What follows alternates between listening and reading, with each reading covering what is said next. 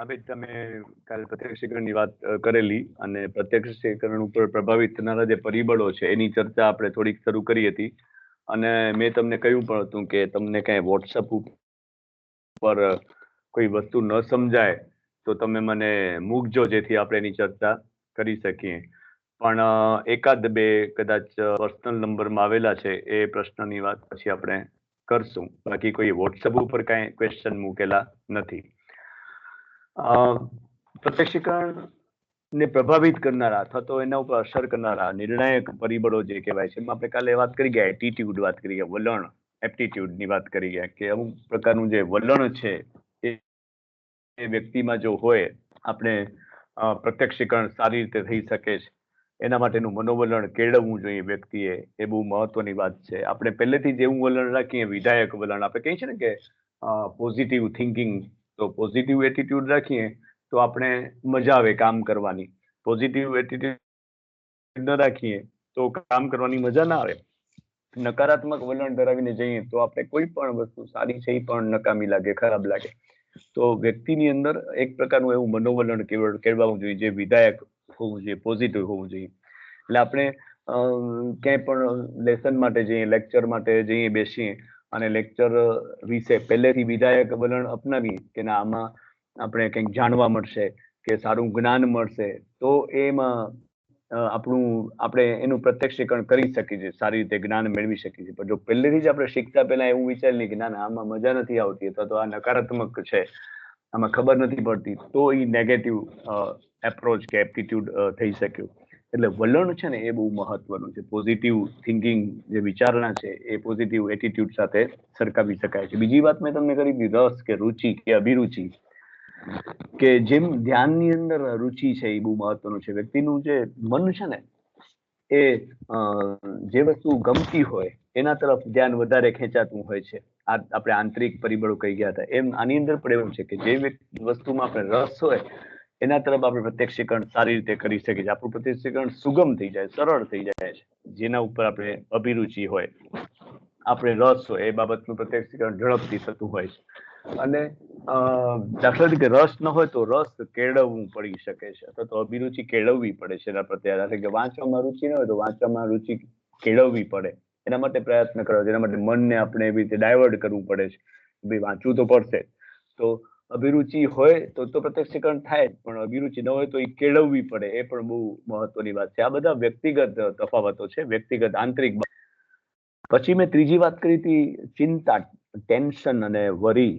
માનસિક ટેન્શન જે છે, તંગદિલી અથવા તો ચિંતા છે, એ પણ આપણા શરીરને કારણે નુકસાન થાય છે, આપણા શરીરમાં નુકસાન થાય છે. એને કારણે આપણે કોઈ વસ્તુ કે કોઈ બાબત સારી રીતે શીખી શકતા નથી, એનું પ્રત્યક્ષીકરણ સારી રીતે કરી શકતા નથી, એમાં ભૂલ થવાનો સંભવ રહે છે. એટલે હંમેશા ચિંતાથી દૂર રહીને કામ કરવાનો પ્રયત્ન કરવાનો છે. જો ટેન્શન લઈને ફર્યા કરશું તો એ મુશ્કેલી થાય.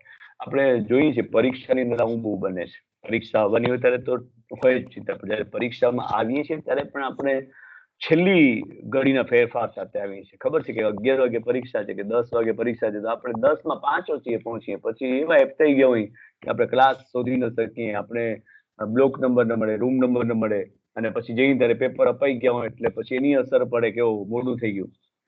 તો આવી ચિંતા છે આપણે દૂર કરી શકીએ છીએ. હંમેશા એક્ઝામ હોય ત્યારે કલાક પહેલાનું માર્જિન રાખવું. આપણે તો બહુ એવા શહેરમાં રહીએ છીએ કે એટલું દૂર નથી, જોકે દૂર તો છે પણ બહાર જે મોટા સિટી છે, મેગા સિટી બધા છે, એની અંદર તો કલાકના રસ્તા હોય છે એક ઘરેથી જવા માટે, કોલેજ જવા માટે. તો શું કરતા હશે વિદ્યાર્થીઓ? તો એ પ્રમાણે ડિસ્ટન્સ મેન્ટેન કરીને, ત્યાં ટ્રાફિક તરત જામ થઈ જાય તો એમાં 2 કલાક પહેલા નીકળવું પડે, જેવી પરિસ્થિતિ. એટલે જે ટેન્શન છે ને, ચિંતા, એને કારણે આપણે પ્રત્યક્ષીકરણ કરી શકતા નથી સાચી રીતે. એટલે પરીક્ષાની અંદર ખાસ ધ્યાન રાખવાનું છે કે આપણે આપણું પેપર આપણે એકદમ આપણે મોઢાપણી એને કારણે ભૂલી જઈએ છીએ, મોઢાપણી એને કારણે આપણે અપસેટ થઈ જઈએ. તો માર્જિનથી ચાલવાનું છે કે 1 કલાક પહેલા આપણે પહોંચી જવાનું, જેથી આપણે ત્યાં બેસીને વાંચી શકીએ. આપણે નીકળીએ જેવી રીતે કે જયારે રસ્તામાં આપણે વખતે જ કોઈ ટ્રાફિક આડો આવે કે સિગ્નલ આડું આવે કે ક્યાંય કોઈ અકસ્માત થયો એને કારણે આપણે અટકી જઈએ તો આપણે પરીક્ષામાં પહોંચી શકતા નથી. અને પછી મોડા પહોંચી ત્યારે આપણે લેટ બધું શરૂ થાય છે. તો માનસિક તંગદિલી છે એને કારણે આપણા જ્ઞાનતંતુ ઉપર અસર થાય છે. અને એ પછી શરીર ઉપર અસર થવાનો પ્રશ્ન રહે છે. એટલે એને કારણે શું થાય છે, પછી ભૂલ થાય છે, ક્ષતિ થાય છે. પછી આપણે એમ કહીએ કે આ તો મને મારી ભૂલ થઈ ગઈ, આવું લખાઈ ગયું, ખરેખર આમ આવે એમ નહીં આવું. તો આ એક બહુ મહત્વનું છે. પછી આપણી જે જરૂરિયાતો છે, ચોથું જે અસર કરનારું પરિબળ છે, અપેક્ષા છે, નીડ્સ, જરૂરિયાતો છે, આકાંક્ષા છે. આપણે એમાં વાત કરશું કે માનવી છે એ જરૂરિયાતોનું પોટલું લઈને ફર્યા કરે છે. એક પછી એક જરૂરિયાતો આપણી પૂરી થતી જાય છે, વળી બીજી ઉદ્ભવે છે, ત્રીજી ઉદ્ભવે છે. એનો અંત જ નથી. માણસ ગુજરી જાય ત્યારે જરૂરિયાતનો અંત, એક પછી એક જરૂરિયાતો આપણી ઊભી જ પડેલી હોય છે, કારણ કે માનવીય સ્વભાવ છે. તો આકાંક્ષા છે એ આપણી ઈચ્છાઓ છે એ આપણા પ્રત્યક્ષીકરણ ઉપર ખૂબ અસર પડતી જોવા, અને આપણે જે જરૂરિયાત છે એ પ્રમાણે જ પ્રત્યક્ષીકરણ કરવા માટે ટેવાયેલા છે. આપણે એ પ્રમાણે જ પ્રત્યક્ષીકરણ કરશું. એટલે આપણે જો ભૂખ લાગી હશે તો આપણે જે કાંઈ પણ વસ્તુઓ જોવા દેખાશે કે રસ્તા ઉપર બોર્ડ હશે, એ બધા આપણે ખોરાકના જ વંચાશે. ખરેખર એ બીજા લખેલા છે. આપણે લાગી છે ભૂખ એટલે આપણી જરૂરિયાત ખોરાક મેળવવાની છે. એટલે આપણે બહારના પદાર્થોથી બધા એવા જ લાગશે કે આના જેવું લાગે છે, આના જેવું લાગે છે, આવું લખેલું છે, ખરેખર લખેલું બીજું હોય. તો આપણે સમજીએ ખોરાકની માહિતી. તો જેવી જરૂરિયાતો છે એ પ્રમાણે આપણે પ્રત્યક્ષીકરણ છે. આપણે કહીએ છીએ ને, જેવી દ્રષ્ટિ તેવી સૃષ્ટિ. એટલે જેવી નજર એવું આપણે દેખાય. એટલે આપણે કેવું જોઈએ છીએ એ એવું આપણે પ્રત્યક્ષીકરણ અનુભવીએ છીએ, અથવા તો એવું આપણે માનીએ છીએ. ઘણા બધા એવા દાખલાઓ છે. દરેક જણા પોતપોતાના જે કાર્યમાં કે કર્મમાં રોકાયેલા હોય છે, તો એને એ પ્રમાણે જગત દેખાય છે. એટલે જેવું આપણે વિચારીએ છીએ, જેવું માનીએ છીએ, જેવું નજરે જોઈએ છીએ, એવું આપણે જગત લાગે છે. આપણે જો વિધાયક જોઈએ તો નહીં, તો આપણે નિષેધક લાગે. ઘણા લોકો છે એ પોતાને એમ માનતા કે અમે સંન્યાસી છીએ, આ જિંદગી છે નકામી છે. તો એ સંન્યાસી જીવન જીવવાળા એમ કહેશે કે જિંદગી નકામી છે. સંસારિક જીવનવાળા એમ કહેશે કે સંન્યાસી જીવન નકામું છે. તો આ બધી આખી દ્રષ્ટિ તેવી સૃષ્ટિ એ ટાઈપની વાત આમાં છે. એટલે આપણે પ્રત્યક્ષીકરણ ઉપર અસર કરે છે. પરિચય છે ને એ બહુ મહત્વનું છે. પાંચમું જે ટોપિક છે એ પરિચય છે, કે જે વ્યક્તિ સાથે, જે વસ્તુઓ સાથે એકવાર પરિચય થયો નહીં, પછી વારંવાર મળવાનું થાય, વારંવાર એ પરિસ્થિતિ ઊભી થાય, તો એને કારણે વ્યક્તિ છે એ તરત એને યાદ કરી શકે છે. ભૂલી શકતા નથી એ વસ્તુને કે વ્યક્તિને, ભૂલી શકતા નથી. એટલે પરિચય એ બહુ મહત્વની વાત છે. એટલે ઘણીવાર હું કહેતો હોઉં છું કે આપણે એવો પરિચય કેળવીએ કે આપણે જતા હોય ને સામેથી આપણી પરિચિત વ્યક્તિ મળે તો એ રસ્તો બદલાવી નાખે, તેનો અર્થ કે આપણા તરફનું એનું બિહેવિયર નેગેટિવ છે. અથવા તો આપણે એને જોઈને રસ્તો બદલાવી નાખીએ, તેનો અર્થ કે આપણે પણ એના તરફનું પરિચય નેગેટિવ છે. ગમતું નથી, હાજરી ગમતી નથી, ઉપસ્થિતિ ગમતી નથી. પણ જો આપણે જતા હોઈએ અને સામેવાળી વ્યક્તિ છે એ પરિચિત વ્યક્તિ બીજે ક્યાંકથી આવતી પણ એ આપણી સામે આવે, અથવા આપણી પાસે આવે રસ્તો બદલાવીને, અથવા તો આપણે રસ્તો બદલાવીને સામેની વ્યક્તિ તરફ જઈએ, તો એ પોઝિટિવ વિધાયક પરિચય છે, એટલે ઇન્ટ્રોડક્શન છે કે ના, આ વ્યક્તિ સાથે વાતચીત કરશું તો મજા આવશે, આનંદ થશે, જાણવા મળશે. તો આ એક ઇન્ટ્રોડક્શન જે છે, પરિચય છે, એ પણ પ્રત્યક્ષીકરણમાં બહુ મહત્વનું છે અને ભૂલી શકાતું નથી. ફર્સ્ટ ઇમ્પ્રેશન જેવું છે. પછી વ્યક્તિનો સ્વભાવ છે કે પ્રકૃતિ છે, એ પણ આપણા પ્રત્યક્ષીકરણ ઉપર આધાર રાખે છે. વ્યક્તિ છે એ સ્વભાવથી ક્યારે બદલતી નથી. આપણે કહીએ છીએ ને, વસ્તુના ભાવ કરતા માનવીનો સ્વભાવ નડે છે. વસ્તુની કિંમત મોંઘી હોય એના કરતા માનવીનો જે સ્વભાવ છે એ બદલાવી શકતો નથી. એ અમુક પ્રકારનો સ્વભાવ છે એ સાથે, એટલે વ્યક્તિ છે એ કાં આશાવાદી સ્વભાવ વાળું, કાં ઉદાસીન વ્યક્તિ હોય, કાં નકારાત્મક સ્વભાવ ધરાવતી વ્યક્તિ હોય, કાં નિરાશાવાદી જેને કહેવાય એવું હોય, તો એ હંમેશા એ પરિસ્થિતિને એ પ્રમાણે જ એનું પ્રત્યક્ષીકરણ કરે છે. એટલે એને એ પ્રમાણે જ જગત આખું દેખાય. આશાવાદી વ્યક્તિ હશે એને બધું આશાવાદી જ લાગશે કે ના થઈ જશે, કઈ વાંધો નહીં. નિરાશાવાદી વ્યક્તિ હશે એ પહેલેથી જ ના પડશે, આમાં કાંઈ થઈ શકે નથી, આપણે ગમે તેટલું કરીને આપણે નિષ્ફળ જ જવાના છે. તો આ પણ એક બહુ પ્રકૃતિ કે સ્વભાવ આપણો છે, એ પણ બહુ મહત્વનું. પ્રકૃતિ એટલે તાસીર જેવું પણ છે, અને સ્વભાવ પણ બહુ મહત્વનો છે. અને લાસ્ટ જે પરિબળ છે એ છે સામાજિક પરિબળો છે, કે જે સામાજિક પરિબળો છે એ ખરેખર બહુ મહત્વના ધરાવે છે. આપણે સમાજની અંદર રહેલા છીએ એટલે સામાજિક બાબતો સાથે સંકળાયેલા છીએ. એટલે વ્યક્તિ જેટલી સારી એટલું એનું માન જળવાય છે, એનું સામાજિકરણ સારું થયું હોય તો જ માન જળવાય છે. વ્યક્તિ જો ખરાબ હશે તો એનું સામાજિકરણ એ પ્રમાણે બન્યું હશે તો એનું મૂલ્ય એ પ્રમાણે લોકો આંકે છે. તો એ પણ એક મહત્વની બાબત ગણાય છે. સામાજિક પરિબળો છે એ પણ મહત્વના ગણાય છે. અહીંયા આપણે પ્રત્યક્ષીકરણના જે પ્રભાવિત થયેલા જે પરિબળો છે એની વાત અહીંયા આપણે પૂરી કરીએ છીએ. એટલે મને એમ લાગે છે કે આપણે જે કોર્સની અંદર જે કંઈ પણ મુદ્દાઓ હતા, આપણે જે ચર્ચા કરવાના હતા પહેલા પાઠથી કરીને 5 પાઠ સુધી, કે મૂળભૂત મનોવિજ્ઞાનની આખી જે વ્યાખ્યાઓની વાત કરી ગયા, નવી જૂની વ્યાખ્યાઓ છે, પછી કાર્યક્ષેત્ર જોઈ ગયા, પછી સ્વરૂપ જોઈ ગયા, પછી એનો ઇતિહાસ થોડોક જોયો. ઇતિહાસનો પ્રશ્ન આવ્યો છે એટલે આપણે એની વાત થોડીક કરશું. તો ઇતિહાસની વાત જોઈ ગયા, પછી આપણે બીજું જોયું એ બધી પદ્ધતિઓ જોઈ ગયા, બધી પદ્ધતિની વાત કરી ગયા, માહિતી એકત્રિત કરવા માટેની, પછી વારસો અને વાતાવરણની વાત કરી ગયા, ધ્યાનની વાત કરીને પ્રત્યક્ષીકરણની, આ 5 મુદ્દાઓ આપણે કરી ગયા છીએ. તો 5 મુદ્દાઓ છે એ જનરલી સાયકોલોજી જે 11-12માં રાખેલું હશે ને તો આવી જ ગયા હશે, પણ છતાં એક રિપીટેશન થઈ ગયું. હવે મનોવિજ્ઞાનનો ઇતિહાસનું કોઈ કે નંબર ઉપર મૂકેલું છે કે એમાં જે બધા મનોવૈજ્ઞાનિકો છે કયા કયા વાદ. હવે ખરેખર મનોવિજ્ઞાનના ઇતિહાસમાં અત્યારે એની ચર્ચા બધાની કરવાની જરૂર નથી રહેતી, કારણ કે આ પ્રશ્ન એસવાય ને લગતો છે. એસવાયમાં આ આખું આવે છે મનોવિજ્ઞાનના સંપ્રદાય અને સિદ્ધાંતો, કે જેની અંદર દરેક મનોવૈજ્ઞાનિકોએ મનોવિજ્ઞાનના ક્ષેત્રમાં શું ફાળો આપ્યો, શું પ્રદાન આપ્યું, એની વાત આપણે કરવાની જ છે મેઇન વિષય વાળા સાથે.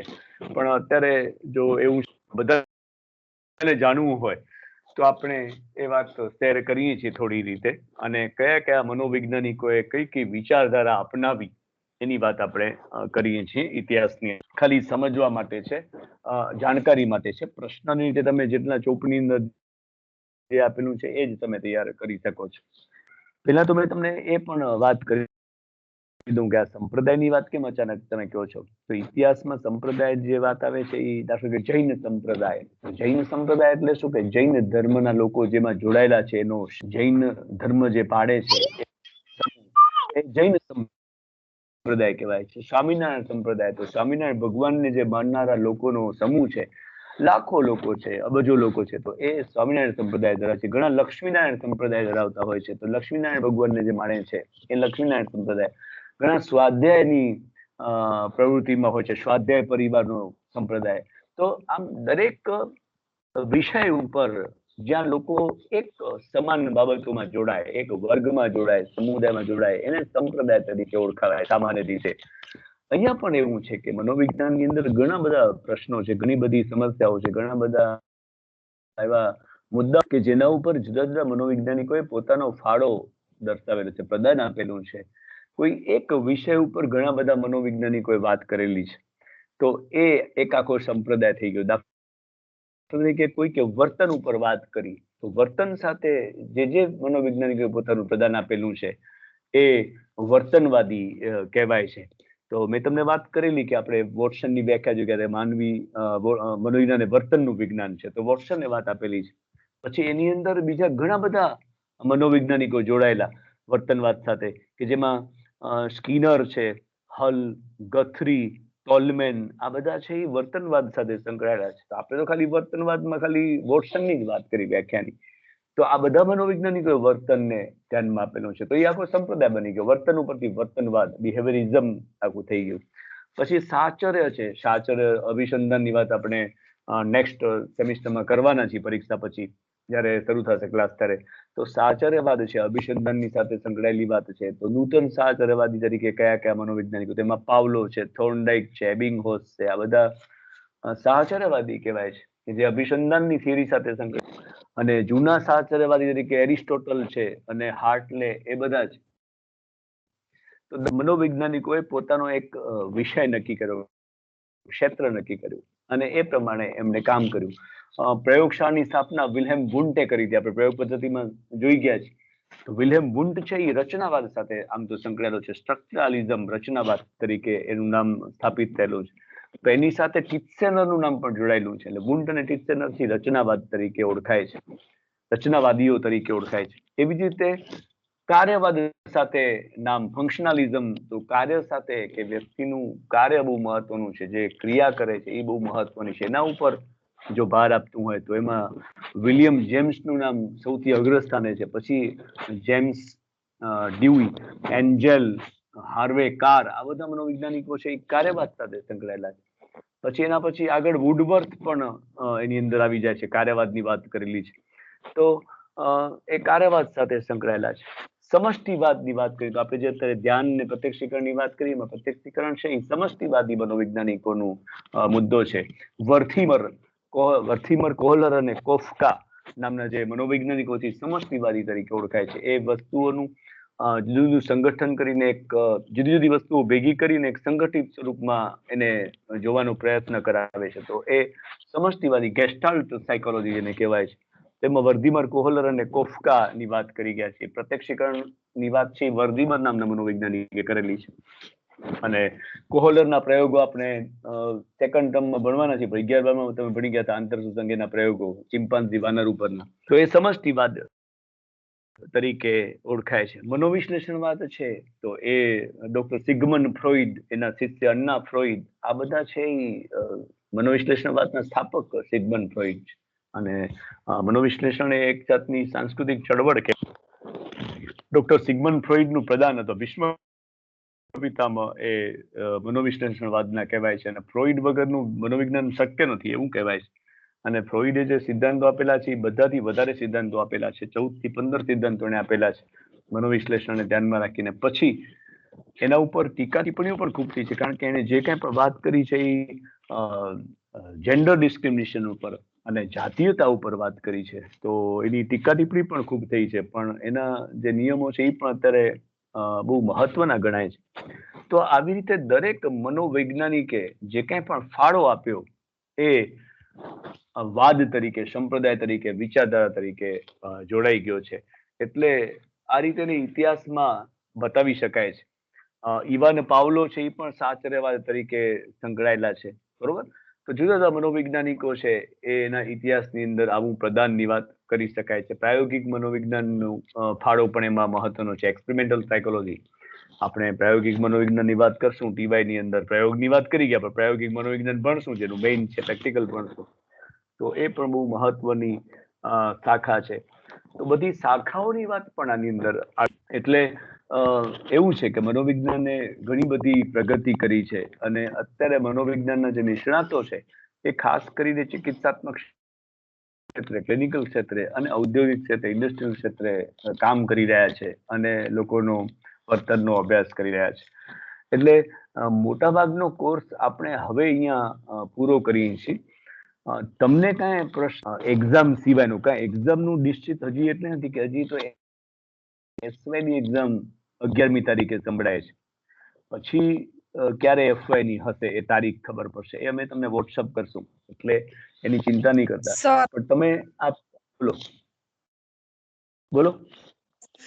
સર અમે કૌટિલ્ય લીધું છે તો ટેક્સ લેવાની? ના, એવું કઈ જરૂરી નથી, કારણ કે ટેક્સ્ટ બુક છે ને એ ઓરિજિનલ બહાર પડી નથી ને. આપણે જે કોર્સ છે એ પ્રમાણે તો ટેક્સ્ટ બુક બહાર નથી પડી. એટલે કૌટિલ્ય હશે તો ચાલશે, કઈ વાંધો નહીં આવે. પણ તમારી પાસે કોઈ જૂની ચોપડી હોય, રેફરન્સ બુક હોય કોઈ એવી, તો એ તમે 100% એના માટે ઉપયોગમાં લઈ શકો છો. એટલે કૌટિલ્ય કે ચોપડી સાથે કરતા પણ મૂળ પ્રશ્ન આપણે લખતા આવડવો જોઈએ, એ બહુ મહત્વનું છે. કૌટિલ્યમાં શું એક પાનામાં આપી દીધું ને આપણે સમજ્યા ઘણું બધું હોય, તો એ તમે પછી એમાં ઉમેરી શકો છો. આપણે 12 ધોરણ સુધી શું કર્યું કે સ્કૂલનું લેવલ પ્રમાણે લખ્યું. હવે કોલેજની અંદર આપણે લખાણ છે એ બહુ મહત્વનું છે. અને જે શાસ્ત્ર છે, બધા જે સમાજશાસ્ત્ર છે કે અર્થશાસ્ત્ર કે આ મનોવિજ્ઞાન, એમાં તો લખાણ જ મહત્વનું છે. તમે જેટલું લખી શકો એટલું લખી શકો.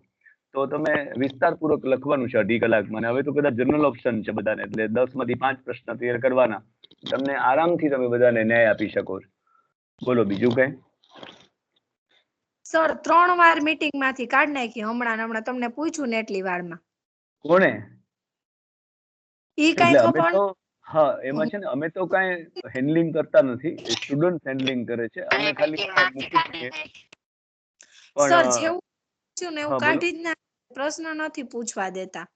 કાંઈ વાંધો નહીં, ઈ છે ને તે આપણે જાણી લેશું. આમાં દેખાય છે જેના નામ જે કાઢી નાખીને એના નામ આમાં દેખાશે. એની આપણે ચર્ચા પછી પછી કરશું ભલે, કાંઈ વાંધો નહીં. કારણ કે આપણે નેક્સ્ટ સેમિસ્ટર 2 શરૂ કરશું ને ત્યારે આ બધી અગત્યની સૂચનાઓ પહેલા આપણે આપી દઈશું વિદ્યાર્થીઓને, અને હું વોટ્સઅપમાં પણ કહી દઈશ. પણ મૂળ વાત એ છે કે આપણે રાઈટ ટાઈમે જોડાવાનું રાખવાનું. ધારો કે 4:30 નું લેક્ચર હોય તો આપણે 2:30 ઓછી જોડાઈ તો વાંધો નહીં, પણ ઘણા 4 વાગ્યાથી જોડાઈ જાય તો શું થાય કે લેક્ચરનો એન્ડ આવી જાય છે, એને કારણે નીકળી જઈએ આપણે, એવું થાય તો લેક્ચરે બંધ છે. ઘણી વાર એવા બનાવો બન્યા છે. પણ એ પ્રશ્ન નથી, અને કોણ કાઢી નાખે છે આમાંથી ખબર પડી જશે, ચિંતા નહીં કરતા. હા, બીજું ભણવાની કઈ વાત બીજી તમને પૂછવી હોય તો? અને સર અમારે બુક બનાવવી પડશે? શેની બુક્સ બાકી બુક બનાવવાની કઈ જરૂર ના રે ને, કઈ જરૂર નથી. તમે અસાઇનમેન્ટ તો આપી દીધા છે ને, એ તમારું એક બુક્સ જેવું જ થયું ને.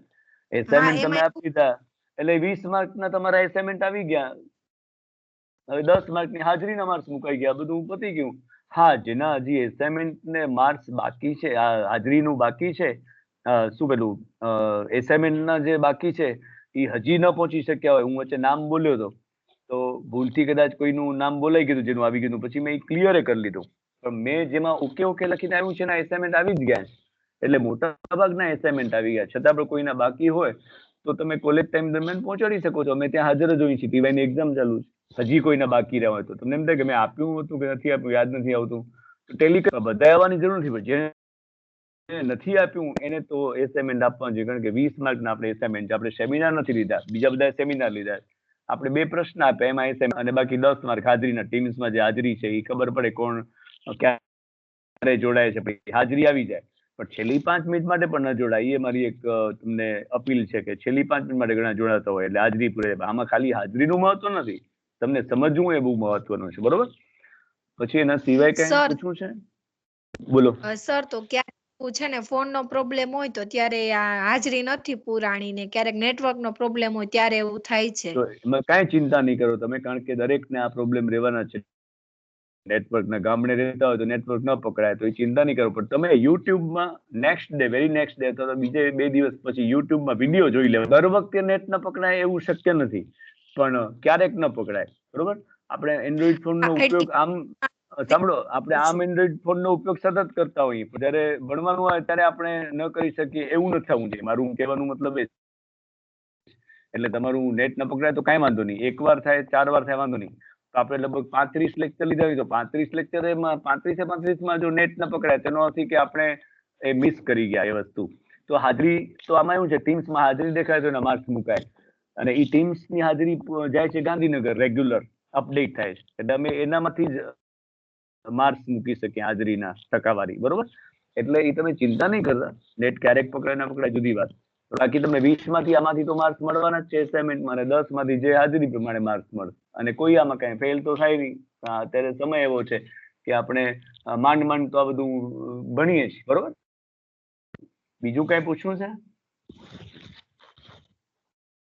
તો મને એમ સર છે કે યુટ્યુબ માં હાજરી પૂરી દીધી છે, એટલે જી નો ભરાણો હોય ને યુટ્યુબ માં આવે ને યુટ્યુબ માં હું રેગ્યુલર ના હાજરી. ના બેટા, યુટ્યુબ ની હાજરી નથી. અત્યારે લાઈવ જે હાજરી છે ને એ જ મેઇન છે. યુટ્યુબ તો હું 10 દિવસ પછી પણ જોઈ શકું છું, એટલે એ હાજરી નથી ગણાતી બેટા. હાજરી એ ગણે છે કે અત્યારે કેટલા જોઈન થયેલા છે. અત્યારે હું હમણાં જ લિસ્ટ બહાર કાઢીશ, પ્રિન્ટ કાઢીશ ઘરે, કેટલા હાજર છે એ હાજરી લેખાય. પછી તમે કાલે જો ને તમે એમાં યુટ્યુબમાં હાજરી મૂકો એ નથી પુરાતી. એટલે આપણે મિસઅન્ડરસ્ટેન્ડિંગ થાય છે આમાં. એટલે હવે તો બધું પતી ગયું, એ પૂરાઈ ગયા માર્ક્સ. પણ હવે સેકન્ડ ટર્મમાં તમે જયારે દાખલ થાવ આમાં ટીમ્સમાં, ત્યારે ધ્યાન રાખવાનું કે લાઈવ રહેવાનું છે. આપણે જયારે લેક્ચર હોય ત્યારે લાઈવ થાવ, એ હાજરી લેખાય. પછી તમે યુટ્યુબમાં તો 10 દિવસ પછી જો લેક્ચર તો આવ્યા જ કરવાના છે, તો એ હાજરી નહીં લેખાય. બરોબર ને? એટલે દાખલા કે કાલનું ટાઈમ ટેબલ કાલે છે તો આજે ટાઈમ ટેબલ મુકાઈ જશે રાત સુધીમાં. એટલે તમારે જોઈ લેવાનું કે હા, આપણે કેમ વોટ્સઅપમાં મેસેજ ચેક કરી લઈએ, ચેટ કરી લઈએ, ચેક કરી એમ જોઈ લેવાનું કે કાલે શાંતિ નહીં જોવાનું. રાતના છેલ્લે સુવા વખતે જોવાનું કે કાલે આટલા વાગે લેક્ચર છે, એટલે એ ટાઈમે આપણે બસ. ક્લિયર? બીજું કઈ પૂછવાનું છે? બધાની આવી ગઈ છે ને? બધાનું એસાઇનમેન્ટ આવી ગયું ને? હા, એક્ઝામ ની તારીખ નથી આવી બેટા હજી. અત્યારે એસવાય ની તારીખ 11મી તારીખ હજી સંભળાય છે. એ પણ ફાઇનલ હવે ખબર પડશે. બરોબર? એટલે એ જરાક વાર લાગશે. એક્ઝામ ની ડેટ એક્ઝામ 100% હશે. ટીવાય બીકોમ ની ચાલુ છે અત્યારે, એટલે એક્ઝામ તો હોય જ ને, 100% એક્ઝામ હશે. હવે એક તમને પૂછી લઉં કે ભાટિયા માનસી જે અને ભાટિયા માનસી જે અને બીજું ભાટિયા માનસીબેન જે, આવી રીતે બે વિદ્યાર્થીઓ છે, તો એ વિદ્યાર્થી ખરેખર બે છે કે એક જ છે? ભાટિયા માનસી જે અને ભાટિયા માનસીબેન જે, તમે ફોર્મ ભર્યું તમારું, ત્યાં તમારું નામમાં તમે બેન લગાવ્યું છે કે ખાલી જો ભાટિયા માનસી અત્યારે હાજર હોય તો ખબર પડશે, તમે એના બેનપણી હો તો એને પૂછી જોજો, કારણ કે આવા એક બે કિસ્સા એવા છે કે જેમાં નામ સાવ સરખા, એમ આવે ઉમાં એમ આમાં એમ, તો મારે કયું માનવું, એટલે હું અટકી ગયો છું કે હું પૂછી લઈશ એમાંથી, ક્લેરિકલ સ્ટાફમાંથી જાણી લઈશ. તો હાજરીમાં પણ પૂરું નામ નથી બતાવેલું, એટલે એમ થાય કે આમાં કયું નામ આપણે આપવું એમ, એટલે એવું ભાટિયા માનસી માં થયું છે એવું, એટલે અત્યારે હાજર નથી ને, નથી હાજર. પછી એવું છે કે ધારવિયામાં છે, ધારવિયા જાગૃતિબેન પી અને ધારવિયા જાગૃતિબેન એમ, છે કોઈ ધારવિયા જાગૃતિબેન પી, પી ઉપરથી નામ હોય પપ્પાનું, અને ધારવિયા જાગૃતિબેન એમ? હા બોલો. હા હાલો, હા ધારવિયા જાગૃતિ મોહનભાઈ એમ, હું એક છું. એમ, હા બરોબર, એમ બરોબર, એટલે તમારું આવી ગયું છે સેમેન એમ, બરોબર. હા. હવે તમને ખબર છે કે જાગૃતિબેન પી કરીને કોઈ છે કે નહીં, કે ઈ ખબર નથી? ના ખબર નથી. ઓકે, એટલે તો મને ખ્યાલ આવે ને કે એમ મારે હાજરી અત્યારે પૂરવાની, કારણ કે આવા બે ત્રણ નામ એવા છે કે સાવ સેમ અટક છે, તો ખાલી નામ પપ્પાનું અલગ છે ને કારણે આપણે અટકી જઈએ છીએ, એવું થાય છે. બરોબર છે, ભલે ભલે. તો હવે મારે અહીંયા પૂરું કરવું પડશે, મારે એસવાય નું વાત કરવાની છે, એટલે હવે અહીંયા મળતા નથી, બરોબર, અહીંયા આપણે પૂરું કરીશું. હવે આપણે જયારે પરીક્ષા પતી જશે પછી મળશું પાછા, જયારે અમને કહેશે કે તમે સેકન્ડ સેમિસ્ટર શરૂ કરો ત્યારે આપણે મળશું. પણ મૂળ વાત એ છે કે તમને કાંઈ એવું હોય તો તમે પર્સનલ મેસેજમાં મને પૂછી શકો છો, અને ફ્રી હોઈશ ત્યારે હું તમને એ સમજાવી દઈશ, કાંઈ સમજવું હશે તો. બાકી ચિંતા ન કરો પરીક્ષાની. હા, thank you, best of luck. હા બોલો. સર અમારે આગળ ચોપડી નથી ને કોટિલિયર નથી, તો